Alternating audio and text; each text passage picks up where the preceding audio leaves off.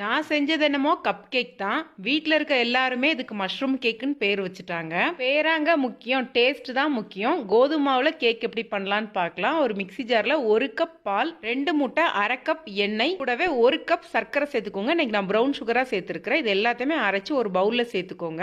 2 cup கோதுமை மாவு, 1 teaspoon baking powder, 1/4 teaspoon baking soda, 2 சிட்டிகை உப்பு சேர்த்து நல்லா சலிச்சு எடுத்துக்கோங்க. இப்போ இது எல்லாமே நல்லா ஒண்ணா கட்டிகள் இல்லாம கலந்து எடுத்துக்கோங்க. கேக் பேட்டர் பார்த்தீங்கன்னா கொஞ்சம் கெட்டியா இருக்கிற மாதிரி இருக்கு.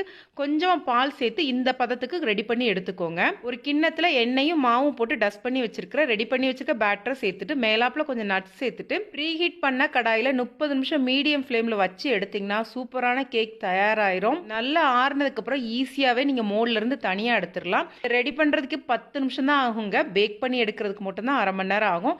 ரொம்ப டேஸ்டியா இருக்கும். வீட்டில் இருக்க இந்த மாதிரி சின்ன கிண்ணத்திலே நீங்க ரெடி பண்ணி எடுத்துக்கலாம். கண்டிப்பா ட்ரை பண்ணி பார்த்துட்டு கமெண்ட் பண்ணுங்க. நன்றி, வணக்கம்.